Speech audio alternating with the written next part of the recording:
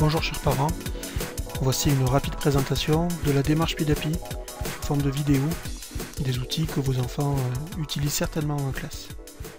Cette vidéo s'articulera autour de 5 axes. D'abord le fonctionnement du matériel dans la classe, ensuite le projet de cette démarche, ses intentions, ses objectifs, à la maison, comment vous pouvez faire pour suivre vos enfants, et si vous souhaitez aller plus loin dans la réflexion.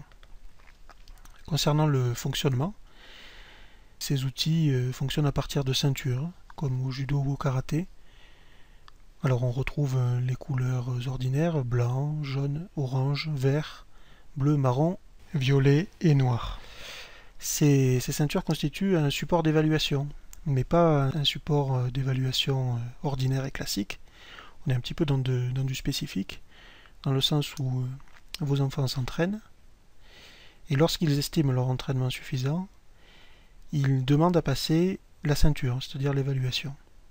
Et là, de deux choses l'une. Soit la ceinture est réussie, et donc les compétences sont validées, soit elle n'est pas encore réussie, et ça donne des indications pour continuer à s'entraîner sur des endroits très précis et repasser plus tard l'évaluation.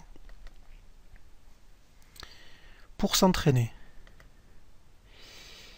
les enfants disposent dans les classes de fiches qui sont en version papier, recto verso. Ces fiches se présentent de cette manière.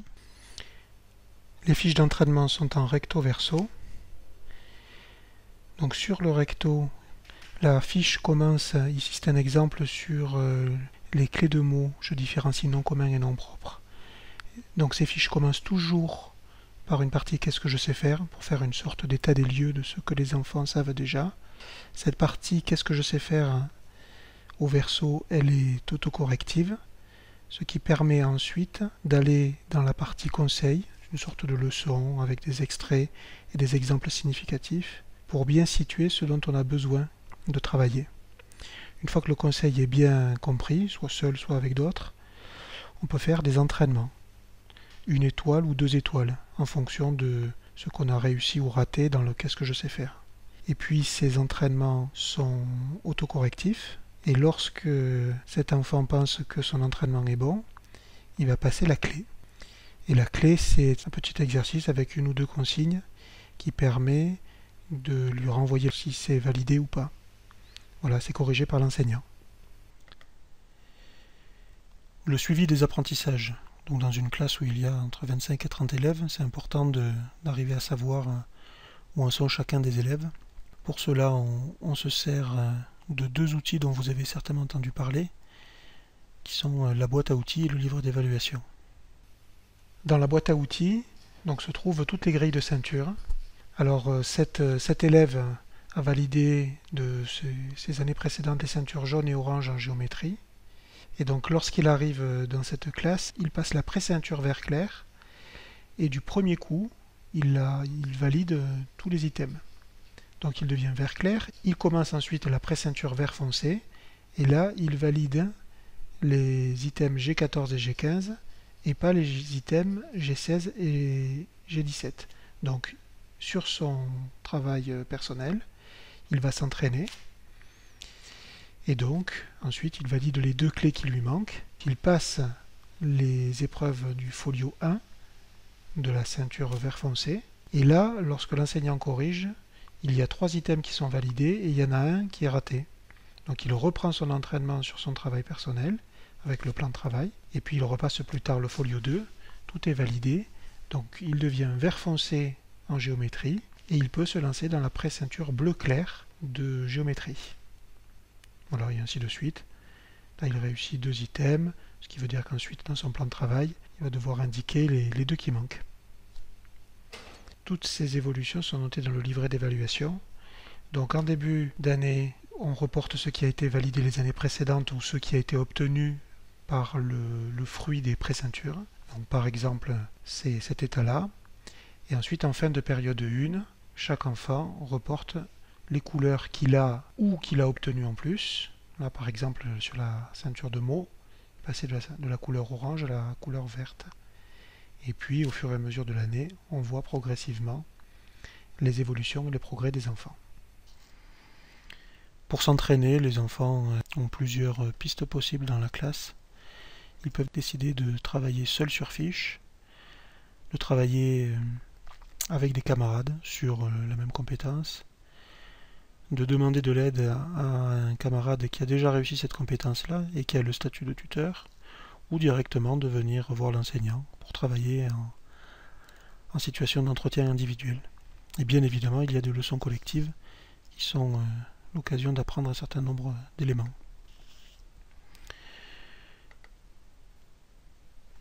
On a l'habitude de dire que pas plus de 50% des apprentissages sont souhaitables par l'intermédiaire de ce matériel. Et donc, c'est la raison pour laquelle, en français, en mathématiques et dans les autres domaines, l'enseignant de votre enfant propose d'autres situations de travail. Donc, par exemple, en français, du texte libre, ou des recherches mathématiques, ou de la correspondance, version papier, mail, Twitter, des recherches documentaires pour aboutir à des exposés, ou autres. Voilà, il s'agit d'outils et pas d'une méthode, c'est-à-dire que chaque enseignant décide d'utiliser ce matériel comme il l'entend. Deuxième partie sur le projet. Donc le projet est issu d'un collectif d'auteurs qui sont exclusivement des enseignants de cycle 3 d'école primaire qui se réunissent régulièrement pour faire évoluer les outils. Les utilisateurs sont des classes de CE1, fin CE1, CE2, ensuite cycle 3, CM1, CM2 et 6e, peut-être éventuellement 5e, et puis classe de SECPA. Il y en a environ à ce jour entre 5 et 600 en France. Et ce projet évolue depuis 1998. Il en est à sa 7e version et il va continuer à évoluer dans les années qui viennent. Les intentions qui sont poursuivies par ce projet sont multiples. La première, c'est de tenir compte de cette dimension d'hétérogénéité dans les classes. Le fait que les enfants n'aient pas le même rythme de travail, les mêmes façons d'apprendre, ne maîtrisent pas les mêmes compétences. Donc par l'intermédiaire de cette démarche, on a la possibilité de permettre aux élèves les plus à l'aise d'aller le plus loin possible et en même temps d'accompagner ceux qui rencontreraient des difficultés spécifiques. Le but également, c'est de ne pas créer de concurrence entre les enfants. Et c'est une des raisons qui fait qu'on développe cette notion de coopération qui, dans la classe, se traduit par 4 déclinaisons. Donc des enfants qui aident, des enfants qui décident d'être dans une logique d'entraide, le tutorat dont on a parlé tout à l'heure, et puis les situations de travail de groupe organisées par l'enseignant. La troisième intention, c'est de responsabiliser les élèves, de telle manière que quand ils rentrent dans la classe, ils ne se contentent pas d'attendre ce que l'enseignant va leur demander d'exécuter, mais qu'ils sachent directement ce qu'ils ont à faire. Et puis, bon, c'est pas une intention, c'est plus une précision, que ces outils sont bien évidemment conformes au programme de l'école. De votre côté, qu'est-ce que vous pouvez faire pour suivre votre enfant à la maison ?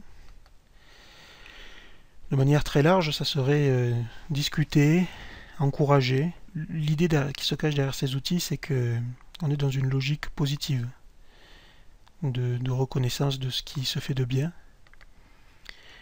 La deuxième dimension, c'est accompagner. Alors là, ça va dépendre des enseignants, parce que toutes les logiques ne sont pas identiques. Donc, vous aurez dans le cartable des enfants la boîte à outils. C'est le document dans lequel se trouve tout le matériel que les élèves ont généralement dans un porte-vue, avec des explications sur la démarche de travail, la reprise de la forme des fiches, et puis toutes les grilles de ceinture avec les compétences que les élèves vont préparer. Voilà, donc elles y sont toutes, ce qui permet aux enfants, aux parents et aux enseignants de suivre dans les détails tout ce qui se fait. À la fin, il y a tout un tas d'autres matériels avec des fiches d'aide sur des tables, de la conjugaison, de l'anglais, des mots personnels, voilà, de l'informatique, etc. Donc pour suivre les compétences, vous pouvez utiliser cette boîte à outils et puis aider vos enfants à bien reporter les couleurs dans chacune des cases qui sont mises à disposition. Donc la partie conseil des fiches peut aussi être une aide de révision à la maison. En termes de révision, justement, donc il est possible que les enseignants de vos enfants vous aient parlé de l'échelle du Bois-Buise, qui consiste à s'entraîner à orthographier correctement des mots et à en connaître le sens, travailler sur la mémorisation de poèmes, les fameuses tables de multiplication, ou voir des tableaux de conjugaison.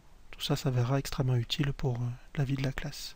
Et puis, donc en termes d'éveil, on vous invite à sortir avec vos enfants, leur faire découvrir un maximum de nouvelles choses, jouer avec eux, leur lire des histoires. Et puis en dernier élément, lâcher prise. Trop en faire ne signifie pas mieux faire en éducation. Donc laissez les enfants s'amuser, se détendre, lire, dessiner, écrire, se reposer, s'ennuyer même. Tout ça les aidera à mieux travailler à l'école. Donc pour aller un petit peu plus loin dans la découverte de ces formes pédagogiques, donc on a mis à disposition un site, donc voici l'adresse. Vous avez également à disposition un certain nombre d'ouvrages pédagogiques qui sont essentiellement pour des enseignants. Donc des ouvrages sur la coopération, sur l'apprentissage, et puis un certain nombre de revues. Donc là on vous en propose quelques-unes. Donc les cahiers pédagogiques, le numéro 505 justement se centre sur ces formes de travail à l'école. Le Nouvel Éducateur qui est la revue du mouvement Freinet, et puis une revue parmi d'autres pour la parentalité positive. Voilà, cette présentation se termine. N'hésitez pas à solliciter l'enseignant de la classe de votre enfant pour qu'il vous explique plus dans les détails les points sur lesquels vous conserveriez encore quelques interrogations.